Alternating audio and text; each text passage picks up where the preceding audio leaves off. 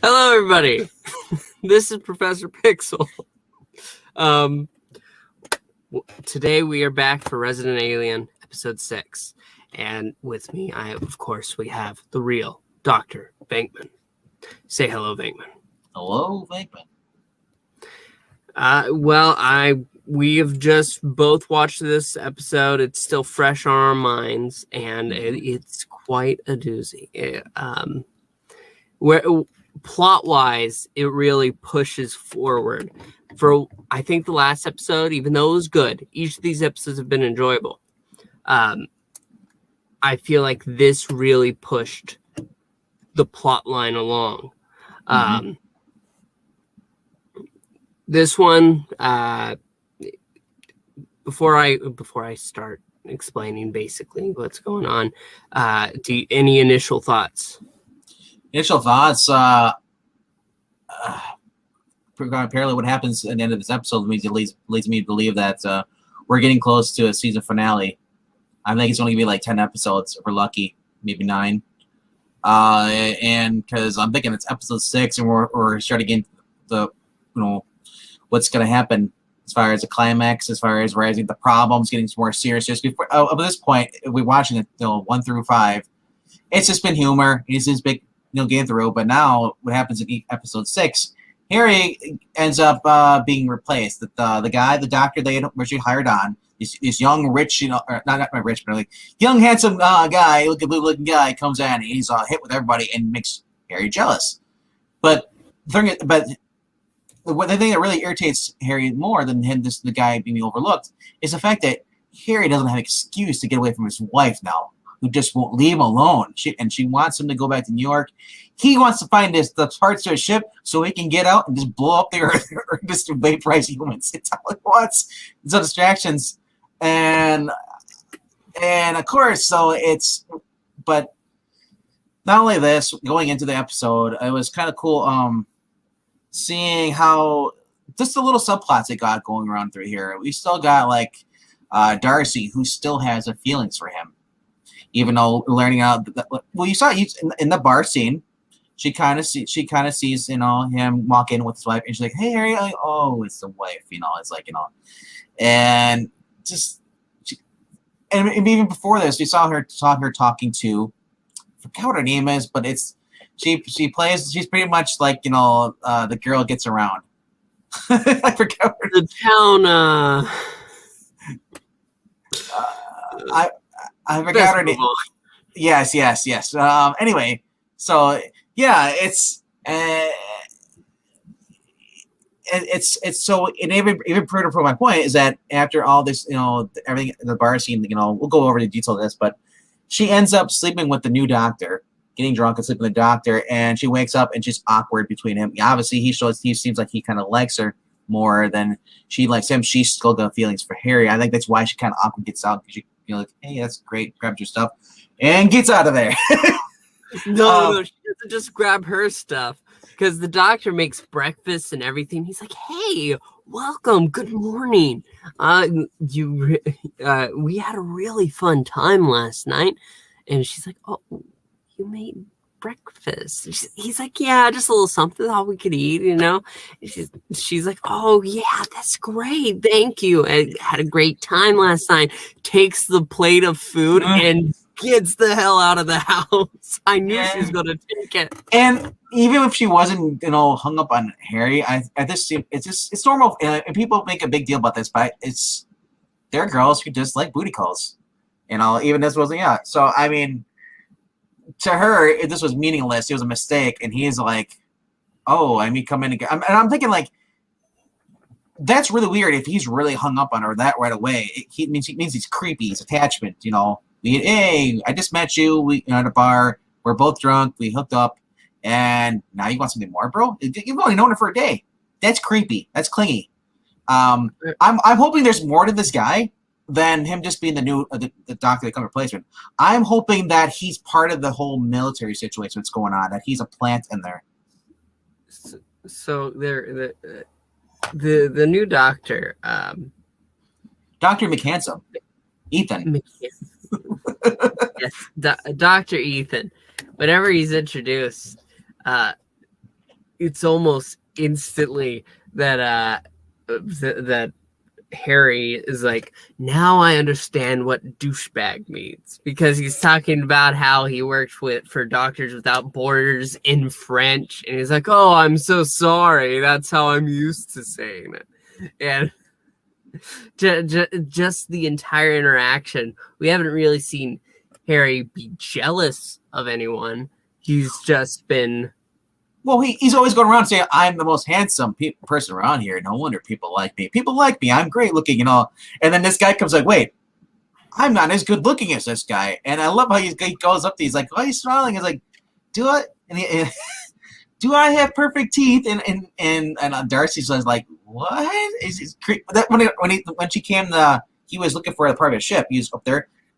Remember, Darcy flies by. They always make sure that nobody goes on glaciers, make sure that Tanger's. And she's on, you can't be on her. You know that sign where the guy goes, that's you. You're going to fall in there. And he goes like, no, you won't be smiling when you're buried. What is it? What are you doing with your mouth? Do I have a nice smile? It's really weird, but come on. So I know there are a few moments in the show where Harry's like, oh, maybe I don't hate this guy. Like towards the end of that interaction with the first time he meets him, and Big Black shows up and says that, oh, hopefully with you around, we can get some law and order in this place. And Ethan's and Harry at that time, maybe this new doctor isn't that bad. Maybe I can get along with him. And then Ethan says, people still watch Law and Order? I always hated that show. And Harry internally is like, that son of a bitch. Because it starts off where they're like continue from the last episode where Sheriff Black and the deputy, they come up into the clinic there and they're like, yeah, we got the toxicology report back, and it wasn't murder, he was poisoned. And and they asking about, I forget what it's called. It's like botch, whatever it's called, everything, the poison. And Harry's like, it's botulinum poison. Yeah, that's where it's he just gives makes it up and off the fly and goes on, yeah, poisoning. He's like, and Perry's like, what? He's like, I'm gonna need a deeper explanation than that. That's kind of like, but then the new doctor comes up and he starts like, oh yeah, that's real nasty. Just you don't want it. It's like, and the thing is that the new doctor doesn't say anything different than Harry did. He just, this is a new guy, so because all of a sudden he's like, he said the same damn thing Harry did. He didn't give explanation what it is. Yeah. And also, they all grabbed. I was like, as soon as I saw that, I was like, I knew the rest of the episode, they're going to have him being jealous of this new doctor. Because not only the doctor taller, he's younger, he's more handsome looking. I saw this guy, Michael Cassidy's the actor. When I first saw it, I thought it was Liam McIntyre. Because Liam McIntyre's got that handsome Australian look, the broad shoulders, the good perfect smile. It's who actually is it? David Cassidy? Not David. Sorry. Yeah, it's David Cassidy from the dead. No, it's Michael Cassidy, who's been basically from the OC. You remember that there. He also played Julian Luther back on Smallville. He was the crazy younger brother of Lex Luthor. I guess I remember him being crazy. It's been a while since I've seen the series, but anyway, this guy is like the Ken doll coming in. Everybody loves him. He's perfect. He's in shape. The women are kind of like drawn to him. Even Astra is drawn a little bit to him.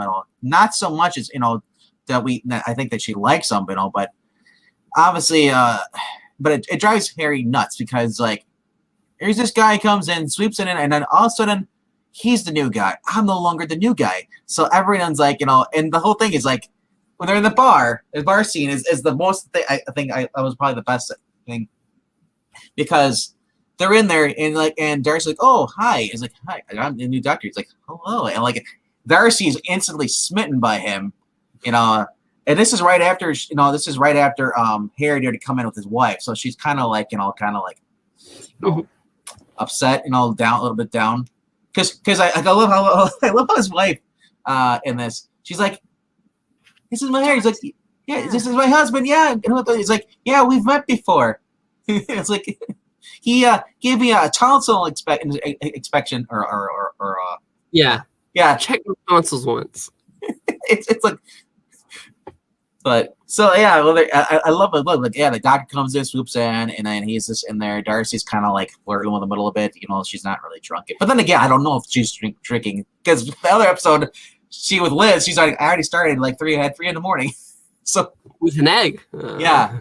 But yeah, this guy's traveled stuff before, and Darcy starts telling her like, yeah, I went skiing up there. I was part of the thing. He's like, oh really? And then he's like, don't. It's like he notices all the coal mining thing. And he's like, oh, yeah, 59 for 1. And Harry comes in technically. They all died. They were 60. 60 died. Yeah, 60 died. Because they all went in to save the one. And I love how the Mr. Mayor, this guy is such a pushover. And he's just like, he's trying to save face. And he's like, well, he think he's going for the human aspect. Well, and... It's like the human aspect. Harry says, well, the human aspect is they all died. 60 people died. It's not wrong. But I like, yeah. Things escalate whenever the wife goes over there and tries to pull him away.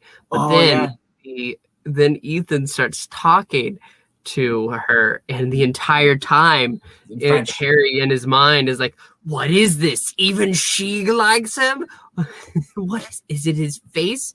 Is it his smile? His smile makes me want to like him and punch him in the face all at once. What is this? So they end up doing arm wrestling things. Like arm wrestling is like, yeah, and then we get the joke. Obviously, get the joke where he's like, yeah, I beat my wife. I beat my wife. And like, I love Ethan's response. Like, what, your wife? And his wife comes in. And the wife goes in. She's like, no.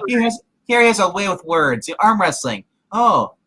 So, and I love it. Darcy's like, okay, first, you simple, 1 foot on the ground, it's like, and, when you put the other part of your hands to the table, that wins. Harry's like, I'm good at this. I'm going to beat him. It's like, and he does it. He's like, bam, and like, he dislocates his arm. I knew this would end up badly because you remember when he went and grabbed Astra's ex-boyfriend, and pulled him through the cabin wall. Mm-hmm. Like Harry's ridiculously strong, even though he's got a human physiology, but he's still got the alien DNA mixed with it, merged too. So he didn't lose his capabilities. As far as obviously, he can, he's got that extra strength. He's got that extra gene. But the next thing that happens after they all go to help Ethan, it cuts to the next morning. No. You're skipping over the part because Asta and Darcy pop his shoulder back into place, and they're like, Darcy goes, "Yay, Ethan!" And start clapping. Harry's like, "What? I won! Yay, Harry!" He's like, trying to get on the cheer for him. He's like, hey. I mean, technically he did win. He doesn't understand why they're cheering him on. He won. He's the winner. It's a pity cheer because like they're cheering because Ethan got it. He's like, he's okay. Let's cheer him. Yay. I'm like, that's what you do with a kid who just get hurt and fell down. He's okay. Yay. Good for you. But Harry doesn't understand that. But yeah, when he gets back to the house, because now Harry has realized I need time to basically find the last piece of my ship so I can get out and find my device and just end the world. But he's like, if I end the world, how are they gonna like me to prove that I'm better than Ethan if they're all gone? He's like, I'll have to work on that. It's good. So the next morning he makes his wife coffee and breakfast and everything. It's all there. And she's like, oh my gosh, there he is. There's the man I married, my sweet romantic husband. And he's like, the coffee's just how you like it. She drinks it. Ooh, hits the ground. There's a loud thud. I know. I'm thinking like she'd be dead if this is real. How loud that thud is. It just sounds like someone hitting the table. And he carries her, puts her in bed. So he can go, and then he goes out to up to the glacier, and that's where he runs into Darcy as he's surveying, trying to find the last part. He finds it, but I'm thinking he's up there. They land a helicopter, and she's saying how dangerous it is. I'm like, you land the helicopter, and you're blowing out of snow and all that stuff. The weight of the helicopter could cause them to fall in. Yeah, they had to get him off the mountain. I don't know. We actually at this point we get a kind of sweet scene with Big Black and his deputy, who I can't remember the name of.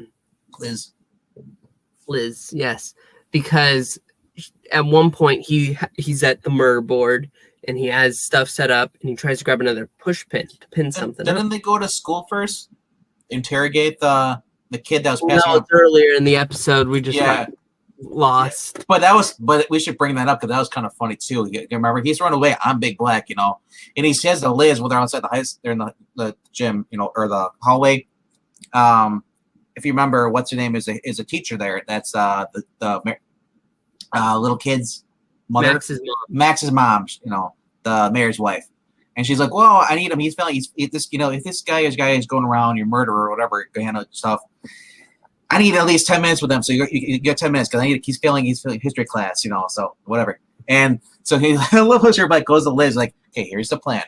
We're gonna do the good cop, bad cop." And like Liz like, "Okay, he's like, yeah, I'm gonna play both, and you're gonna stand outside." I love how he goes in there the whole scene. The entire time he's like threatening him. He's like, "Okay, here, have some water." "You don't get water. What do you think you do?" Talking to and it keeps coming back where he's sitting down next to him in the chair, and he's like, "So this Tinder thing, I just swipe left and swipe right," and he's like, "What's the difference between Twinder and Grindr? They're basically the same thing, right?" "Oh no, this isn't the same thing at all."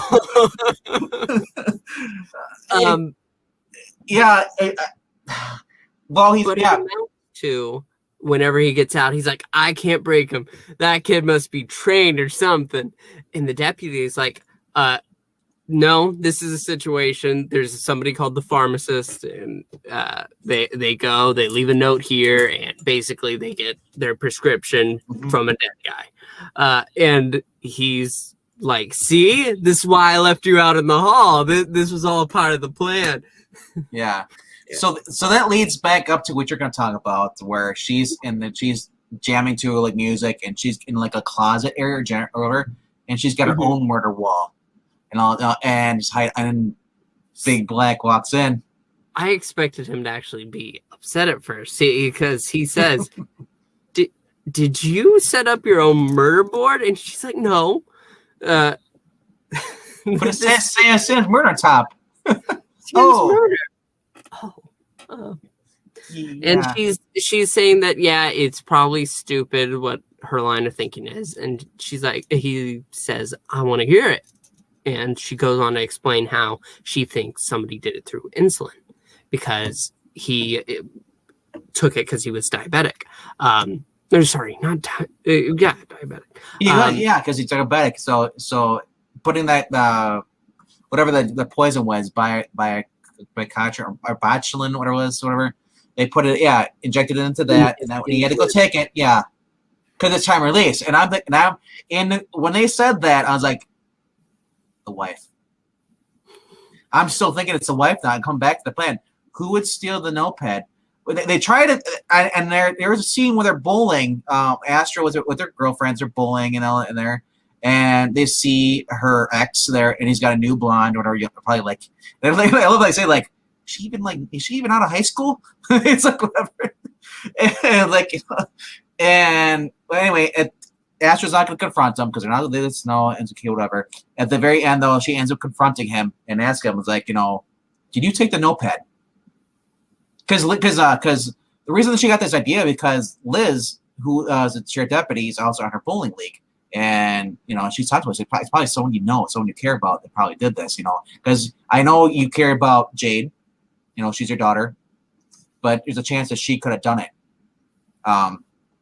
So yeah, she confronts her ex, and she's like, she says he kind of like deflects. Now this I'm thinking it's a red herring. I don't think he took the notepad. I think it's a red herring. Unless he was working with Sam's wife. Because like I said, I still think it's Sam's wife. I think it's a dead end. just throw you off, because the guy's a loser. It makes sense of him to take the notepad and do it for cash, but I don't buy that because remember his Sam's wife came in the last episode. She said, I want you to read it off as being suicide because she wants the insurance money. She admitted it. Health insurance money. Basically, and Harry didn't catch on. Not really. Yeah. So that's my thoughts is what's going on. But getting back to the whole insulin and all that stuff. It is a clever way, and obviously it's a trope. People have done this before in other shows. That's how they do it.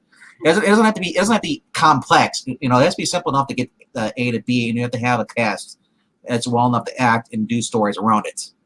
It's the side plot.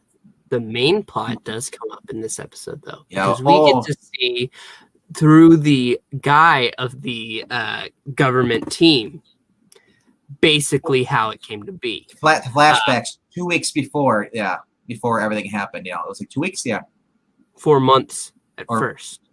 Well, but it was 2 weeks. They're saying 2 weeks ago, because they already had the. Well, I guess you want to start off with before we get to that guy. Start off with the general. We got the army as a general, and it starts as a special guest star, and it starts off when she's a little girl.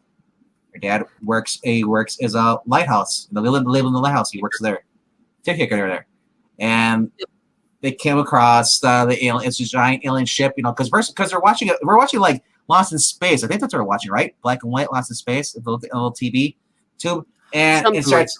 And it starts. He hits the TV and it goes out. But then he noticed all the clocks stopped, and then the power goes out. So they got flashlights to go to the top because the lighthouse goes out and causes ships to crash. So they got this up, and while they're doing that, she's like, "Dad, it stopped raining." He's like, "What do you mean it stopped raining?" He turns around and like it stopped raining, and then she goes outside with a little Polaroid camera, which I have one of those things. It spits out the camera, a photo right away. Yeah. Those are awesome. I wish they'd bring them back. They only have little versions, but anyway, besides the point.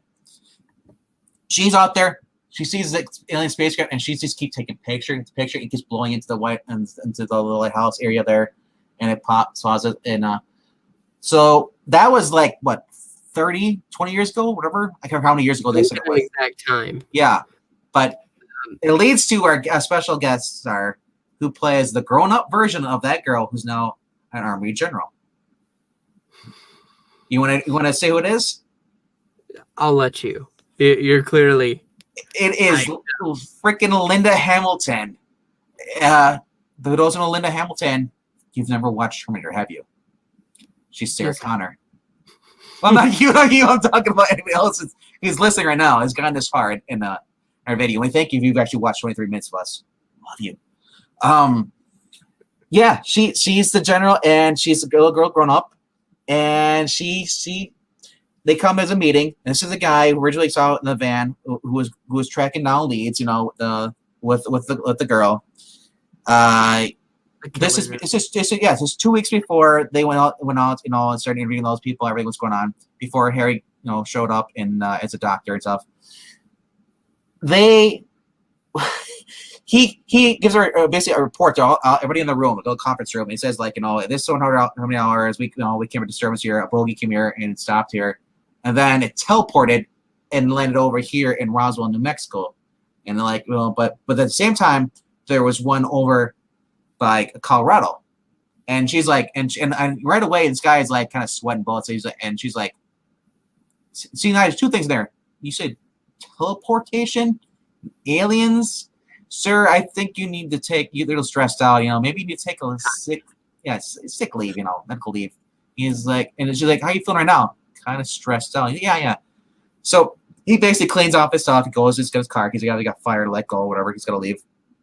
And immediately in the back of his car, Linda Hamilton just scares the crap out of him. She basically explains how I believe you. I believe the little green men, but we can't have this going around. If this goes up top, we're never going to hear anything about it, and it'll get lost. Blackgate, anything. Yeah, basically she says how she's going to let him and uh, go on this investigation. And Can't tell anyone. Yep, he has a girlfriend. Don't worry, my girlfriend won't tell anybody at all. And he's like, and then knocked on. He's like, what the heck? It's the partner, the one that's trigger happy. She shows up there, and he's like, what the heck? He's like, don't worry, you don't have a girlfriend anymore, honey. I broke up with her via text. Like, wait, how do you get my phone? Broke up with her via text. Kind of rude. Yeah, it was really because he might have had something really going on with this girl. Who knows how long they've been dating. And second of all, that Linda's and the general says that you guys can be husband and wife, and you guys can investigate this, and like it's done. Timely. He's like, don't worry, I'll do my best, or whatever. So so we get that was the flashback. Then it goes present time where we're talking about the bar and also Harry stuff was going on, and then later in the episode it goes back to another flashback. It's supposed to be like 2 weeks after that, or like that, or a week after that. And it shows like them standing remember they found the guy who fell on the flotation device or the black rock cube. Yes. And he's there. Well, they're upset because they couldn't find it. Okay, they got rid of the guy and they don't know what's going on. What's going on? So he's looking at the little tablet and she's like throws it in and it hits something. Dunk. We get the first appearance of Harry's ship. Yes. It's cloaking device. It's actually quite cool looking. Once you actually see it though, but it's invisible. So, and I wonder how do they move it? If it's in cloak, apparently aliens don't have good security systems on there. Well, what did you think they were going to do? Shake it up a little and. But then again though, I'm thinking the way Harry thinks and reacts. Probably wouldn't have any turrets or anything like that or anything on there that could just, do their defense up because they're so overconfident. They don't think that anything is able to handle itself in comparison to their species. So it's reasonable to believe that he wouldn't have extra security on board. He doesn't feel the need to lock his car as he goes inside. So the short story is they move that they relocate it to a hangar. They show the journal and then he's like, what? I went all this time and spent effort on you guys and you just show me nothing. And then he clicks the light, so it goes infrared light, and then it shows the actual the ship, and it's cool looking at it. It's it looks like a little submarine, but it has like wings or little. Oh man, I wish we had a picture I could show you, but look it up online if you or just watch the episode. It's free on YouTube. So anyway, so after that's going on, Harry's like, I gotta get back to my ship. It's like I got the last part finally, I fixed it. I'm gonna put it on there. The light comes out, Harry, because she woke up from her being drugged. Harry, where are you? It's like, what are you doing out there? Coffee? So he goes in there, puts coffee, puts a little prescription bottle he has, crushes it up tablet, puts in her coffee. Here, you have this. Drink up. Drink it, make sure it's fresh. It's good. He's like, he goes to drink his own coffee. He's like, it's like, she's like, yeah, it's steaming hot. It's like, that's the way you like it. It's good stuff. She basically goes on to say how she knows how he's different, but how she knows that everything will be okay.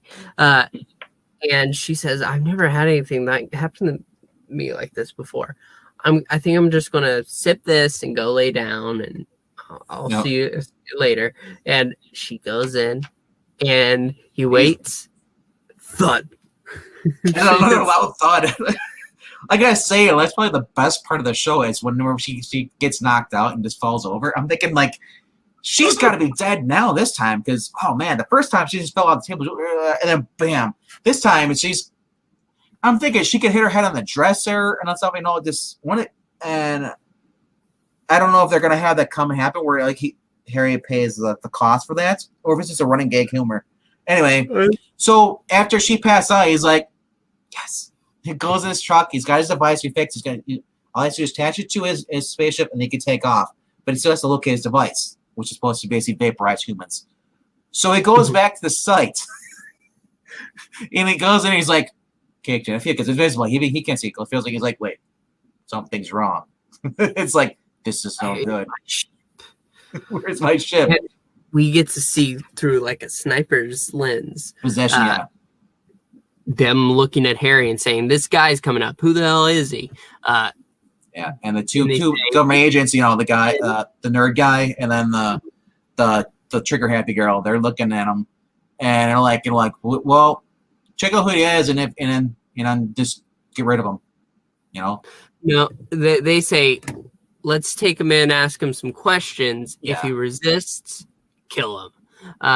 And that's basically how it ends. But his face whenever the car pulls up. Oh, he's livid, and I'm thinking, he's dangerous. This is what we're going to see here, and we've seen him before when he went against a human in Astra's. Do you think his name's Jimmy? Is that his name? Is Jimmy. And that was nothing. So my thing is, now they got guns. We don't know. We've never seen him bleed. We've never seen him get hurt or injured. So we don't know if he can actually be hurt.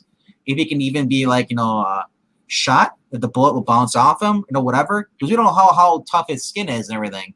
Even though he took on a human, he's getting the human physiology, he's still got the alien stuff in there. So he has that physical strength.